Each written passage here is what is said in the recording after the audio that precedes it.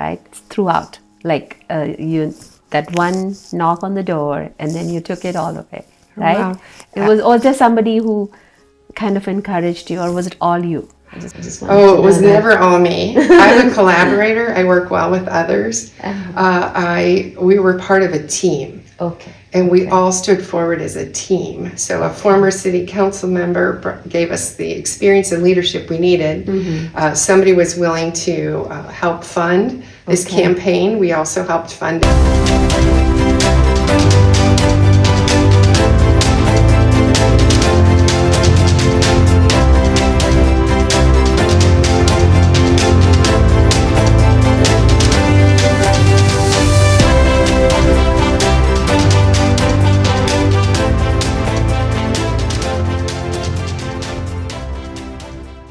Welcome, Mayor Brown.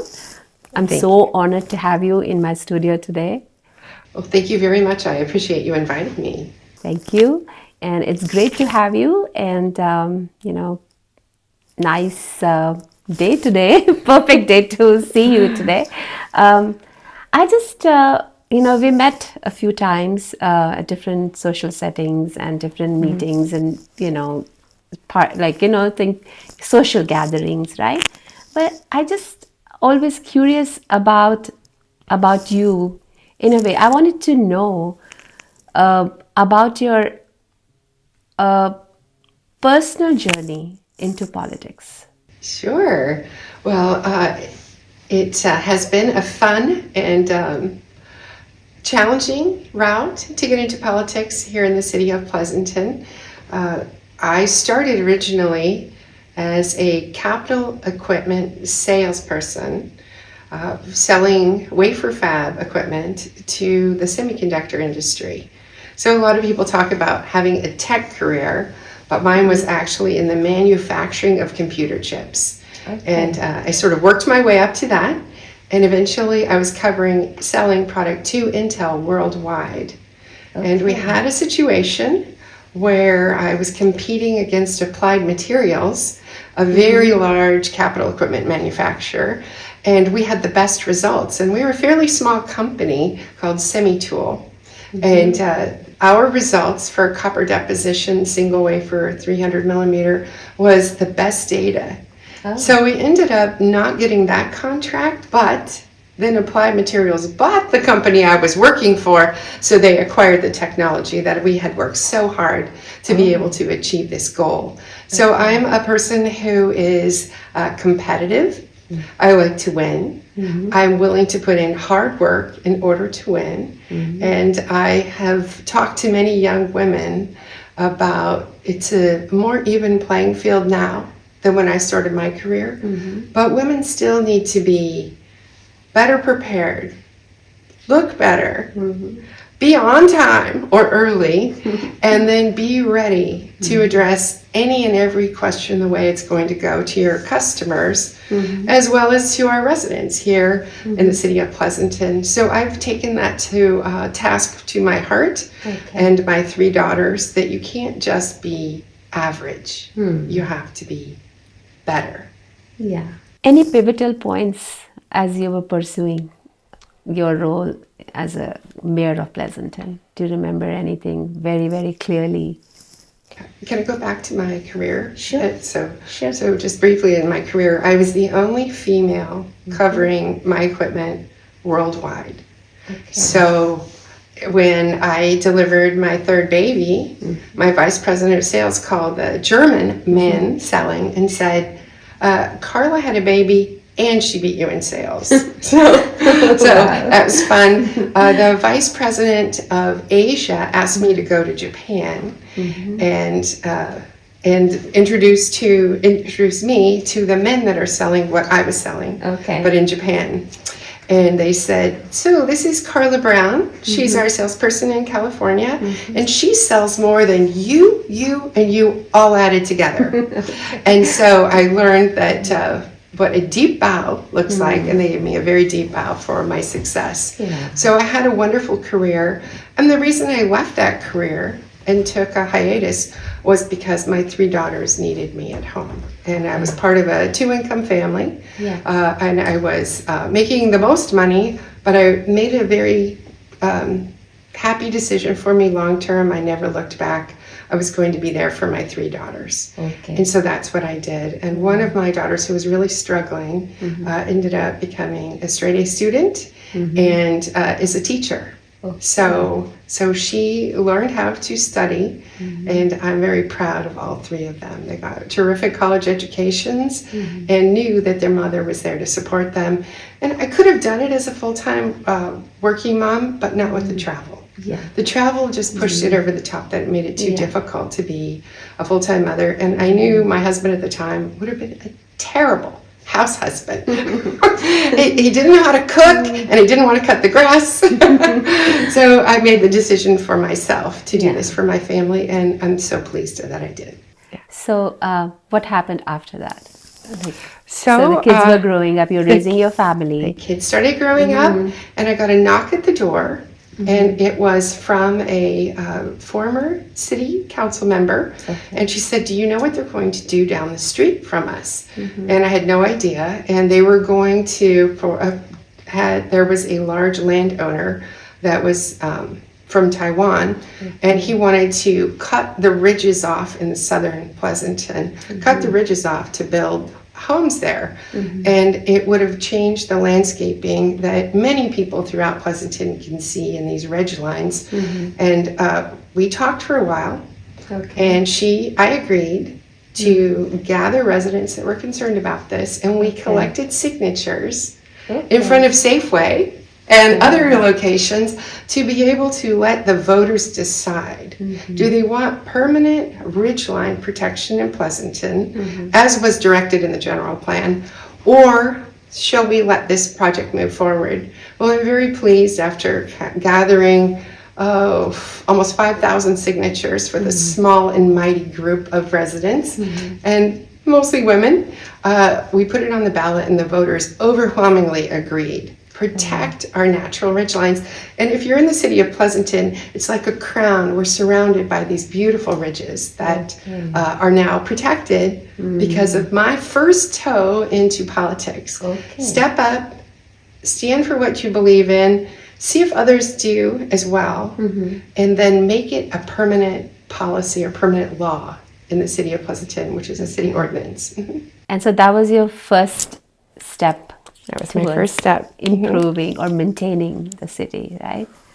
And then you got into it, you got interested, and then you... Right. So I felt, exactly, at the time I felt that the city council at that time wasn't listening to its residents. So if we had a majority of residents that agreed with us, and that council was going a different direction, then I should step up, stand up for what I believe in, and run for office. So I did. So in 2012, I ran for city council and won. And it's a 4-year term. So in 2016, I ran again.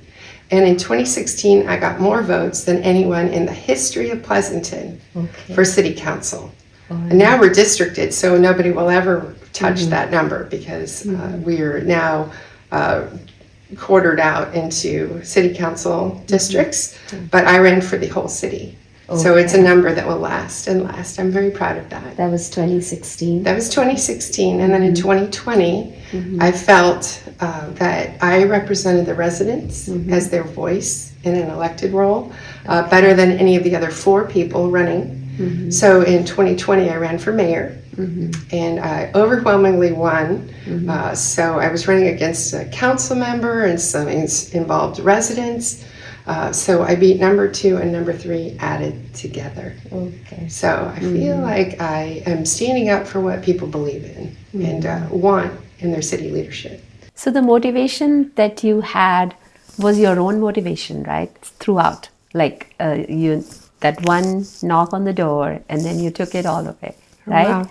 It was, or just somebody who kind of encouraged you, or was it all you? It was never all me. I'm a collaborator. I work well with others. We were part of a team. And we all stood forward as a team. So a former city council member gave us the experience and leadership we needed. Somebody was willing to help fund this campaign. We also helped fund it. But then we had a small but mighty group of residents that wanted to affect their community in a way that residents can do so well. Yeah. But as the elected leader, I was the only one who ran for office. Okay. So they supported me, of course. So they still support me to this day and want to make sure that leadership in the city of Pleasanton listens to their residents, takes everything into consideration, and makes the best decision for the community. Okay.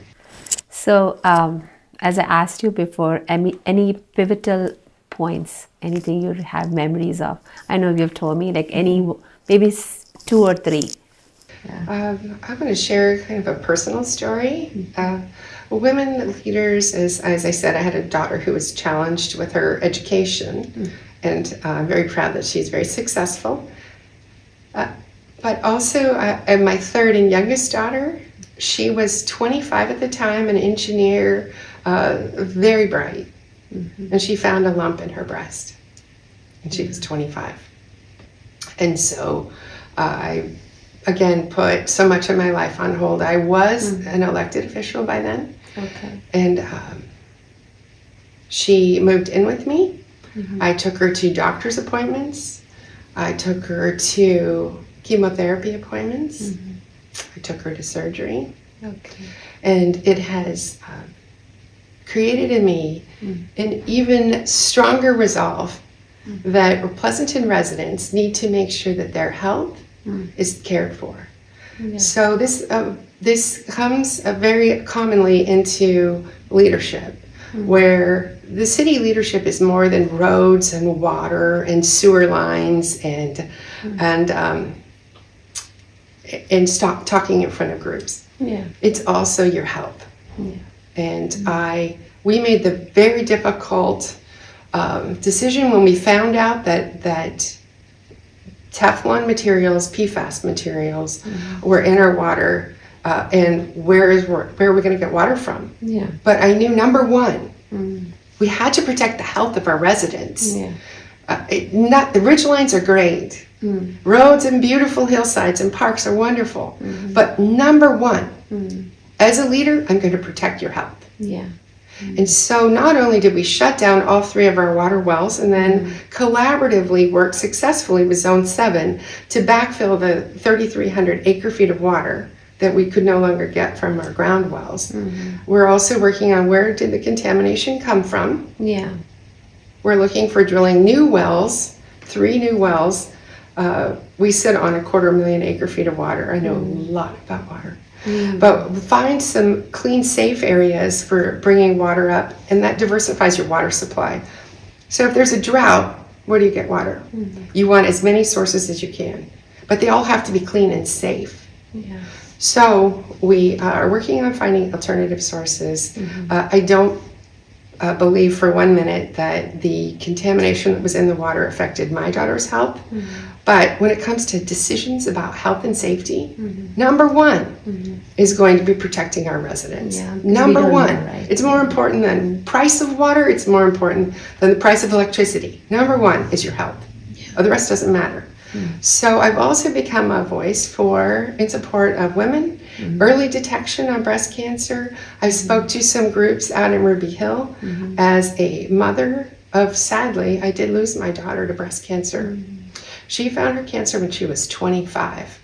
And so the message is that no woman at any age is safe from breast cancer. I've known young women who have had a diagnosis of breast cancer at 18. So it's our job as women to support each other. It's our job to make sure that we think about these things, that we talk about these things. We talk about them with our children and with our daughters so that they can do the self-breast exams. And if they see anything suspicious, we're going to get them to a doctor. Because this is when we become tiger moms about our daughter's health. And I certainly was. Sadly, she had a very aggressive type of breast cancer. She fought it for 5 years. and ultimately passed away. But I'm so incredibly proud of her and how strong she was and how much she fought. And when I was ready to run for mayor in 2020, I sat down with her and I said, if you need me, I will be here. But if it's okay with you, I'd like to run for mayor. And she said, Mom, I want you to run and I want you to win. So I did. Yeah.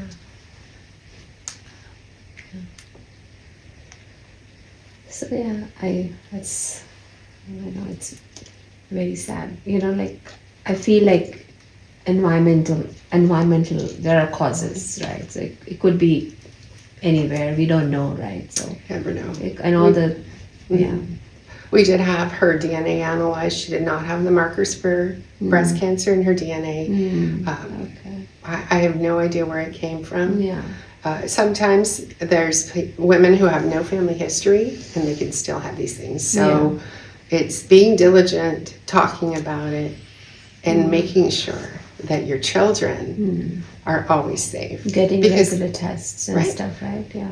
And they don't even do, most women don't do breast cancer testing until much later in life. Yeah. But at any age, you can do self-breast exams. Yeah. Mm-hmm. Mayor Brown, do you want to share some proud moments Yes. as in your journey? Yes. I'm very proud that the residents of Pleasanton have confidence in me to elect me over and over and over. We have gone through COVID with me as mayor. It started in 2020, you might recall, and then I was elected in November of 2020. So I took office before there was even vaccines publicly available. Yeah. So the city of Pleasanton, and I was very proud to be there representing the city, worked with Stanford Healthcare and Sutter Healthcare to provide testing at the Alameda County Fairgrounds. And many people who are watching this video will remember being in their cars and doing those lovely sinus testing with the long Q-tips up your nose. And they would do it in your cars just to be safe because we didn't know how COVID was spread. Yeah. I was buying groceries and leaving them in the garage because my daughter was ill at that time. Yeah. So I needed to make sure that I didn't bring any germs home to her, let alone for myself, for her especially. So we did not know so many things that we know now. Yeah. So I was campaigning with masks and hats, and people would walk up to me with their masks on, and I couldn't even I wouldn't have recognized you. So I took office as mayor in December of 2020. We made sure that testing was available at the fairgrounds in your car, and we made sure later that vaccines were available in your car where people would feel safe. So we came through a pandemic, something so massive that the city of Pleasanton has never seen before. And we did that with me as the mayor and leader of the city. Following COVID, we had some economic hardships. For example, some of our downtown businesses really struggled. The idea of eating inside a restaurant would have been something that most people would never have done in the early phases of COVID. Yeah. So the city, in partnership with our great city staff, we started shutting down Main Street. And it was extremely popular, but we started shutting it down from Friday evening until Sunday afternoon. I remember that. Yes. Yeah. And what it did is people came out of their houses, which they had been shut in for so long, right, in fear of illness. So they came out, they ate outside in the street, they had drinks in the street, they partied in the street, they danced to music in the street. And when you think back, it was so freeing and so wonderful to have this ability to get out, see other people. We are humans and we are social beings. So we started a program at the city with the street closures, which costs about $10,000 each week. It's not a small cost to put up the bollards, clear all the cars, and then allow for this great event to happen, and then put it all back Sunday night. So we also started a program for grants or gifts of money if you build a parklet, which are those outside dining. Okay. So even when the street's not closed, you can have outside diners. And I remember driving down Main Street and seeing people in very big warm winter coats eating their outside food because they wanted to support our downtown businesses. Yeah. I miss that actually now. It was so much fun. You can go to your backyard in January. Right. But what was so heartwarming is that they did it to support their businesses. They did it to make sure that their small businesses could survive. And I do it. I love it. Every time I go to downtown restaurants, I leave my business card and tell them thank you. Everything was wonderful. And they pass them over to the owner. Then the owner will call me later and say, oh, you came to my restaurant. But the city stepped forward for our small businesses, not just our businesses on Main Street, throughout the city, and said for small businesses, if you're struggling due to business drops from COVID, we will give you a fairly small loan, 0 interest rates, pay it back if you can. Okay. And so if they close bankruptcy, we're not going to go after money. But if they start succeeding, they're going to pay us back. And you know, those programs saved downtown Pleasanton, I feel. They saved Pleasanton. So whether we're going to extend a small business loan, shut the downtown so residents can walk around, the downtown businesses win, the residents like you and me, we won. And this is kind of leadership that I'm so proud that I was a part of. I remember there was live music, playing music there, and we were all like dancing. And one of my birthdays, I remember we were there and dancing on the street, my whole family. Never forget that. That was some of the best things for COVID. Right. Yeah. Yep. Mayor Brown, for women in industries, it's never been easy. It's getting easier now to grow and to be successful. Do you have anything you would like to share and advise the women of this world? Absolutely. Like how to beat it? Well, I am asked frequently if I'll just meet for coffee and talk to somebody who may want to get involved in the city, may have some ideas, may have just wanted to talk to somebody and interview them. I get interviewed a lot, and I'm always so proud to do it. I get interviewed by Boy Scouts and Girl Scouts. I get interviewed, of course, by the newspapers and by TV stations. I would like to think that I inspire others to step in, but if I can share some of my journey about standing up for what I believe in, not sitting back and waiting for someone to ask me, but to ask myself, is this what I want to do? Is this what I want to help? And then separately, I have a policy, and it's called the task is to ask. And my task is to ask others to help, to be a part of my campaign, to be a part of the city that they love and are asking, how can I give back? So sometimes these are publicly notified positions that are volunteers, they're leadership roles, they're things like civic arts, Parks and Recreation Commission, Planning Commission, we have Housing Commission. There are so many wonderful committees and commissions that the city offers for residents to get involved in. You interview with me, then it goes in front of the city council for approval, and you get sworn in, like I get sworn into office, to support our city and come up with ideas and feedback and support civic arts, for example, in our community. We are extremely fortunate to live in a beautiful, safe city. It does not happen by accident. It happens with hard work, long hours. I've traveled to I've traveled to Sacramento asking for money, and I've got millions of dollars through my personal relationships with elected officials. I've traveled to Washington, D.C. to meet with elected officials in Washington, D.C. and brought back millions for water, for mental health support and policing, as well as for roads and infrastructure. These are things that I do. And the position that I'm in is a small stipend position. It's mostly a volunteer position. It's something that I do, I care about. I'm fortunate to be in a fiscal situation where I can really give of my time and still be here for my family, for my community, and for my friends. I'm so incredibly fortunate. I have the best job in the city. Yeah, it is. It is. And I feel like, everyone can help, even if it's small, in a different, in their community, right? And then to the city, and then eventually it can always grow more, right?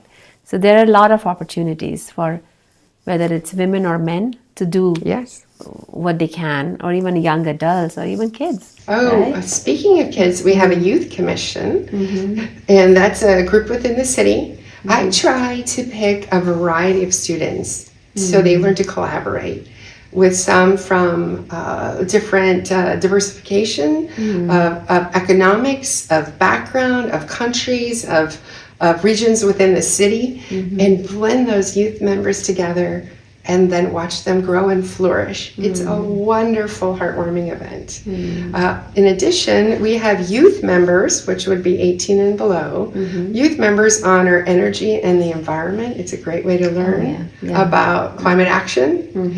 We have youth members on our Parks and Rec Commission, and some youth members on some of our other committees and commissions, where they may be the only youth member with an all-adult group. And city staff. And think if I would have had that opportunity, I don't know if you ever had that opportunity, how it might just change your goals in your career. It might change your life and what you bring forward to your future and yourself. So it's every youth member I've ever talked to are so incredibly proud to share their stories of being youth commissioners. Yeah, and I've seen that kids are, they're very clear in their thoughts, because, they speak what they think.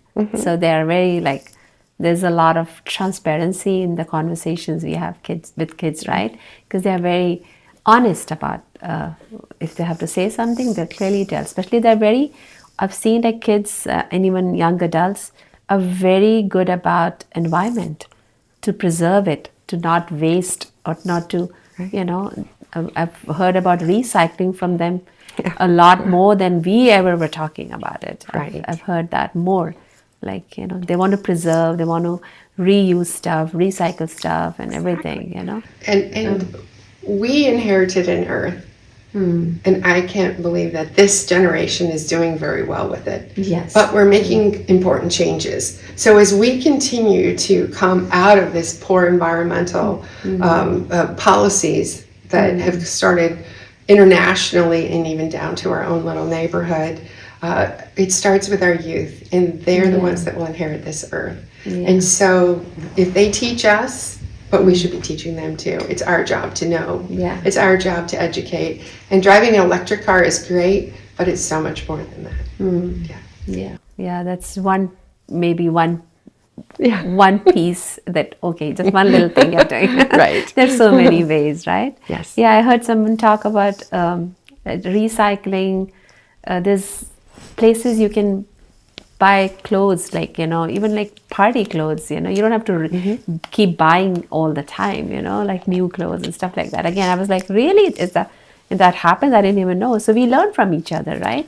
Well, along those lines, I can share that we did a summer reading program at the library, and so much happens at the library other than books. And we had a magician come. We've had programs for East Bay Regional Park brings animals. So the summer reading program is for adults and for children. And as we wrapped it up, one of the programs was teens doing a clothing swap. So your children may have grown out of clothes and they want to put them in, and then they'll trade them for some other clothes that are there. But I've also heard that about the expensive dance clothing stores and things like that, that if you are going to wear a dress once to a prom, Maybe you could trade with You your can, girlfriend yeah. and wear her dress and she can wear your dress. So it's Especially wonderful. we're all having less and less closet space now too, so that helps Yeah. with that too. This is so true. But there's so many things we can do. And Karla, Bear Brown, do you have any closing comments for the viewers and for the residents of Pleasanton? I do, thank you. It's been an honor to be here. Thank you, Sanj, for hosting. I have been somebody who stands up for what I believe in, and I will continue to do that. The city of Pleasanton is a much nicer town now than when I moved here 32 years ago. We used to have quite a few bars on Main Street, and it used to be a little bit rougher. And now it's a beautiful, beautiful town, and I'll take some of the credit for that. But I would say if we as involved residents and as women stand up for what you believe in, and if you see a friend who's struggling, be there to help her. Be there to guide her and help bring her to a better place. We are stronger together, and we really need to support each other because it's tough out there. As an elected official, people are so quick to be critical, as if they know everything and they don't know all the background and details. I really don't have time to educate everybody. This is a republic government, it's called, so you elect your leaders to make good decisions for you. And I work so incredibly long hours and hard to do the very best I can for Pleasanton. I'm happy to have interesting conversations, meet for coffee. Thank you, Mayor Brown, for joining me today. And so many messages I got from you. It's a lot to learn from each other, I feel like. So, thanks so much. Thanks for joining. Thanks. If you wanna talk about anything at all, then you know who to call. Just tell Sanjana. Tell Sanjana. Tell Sanjana. Tell Sanjana. Just tell Sanjana.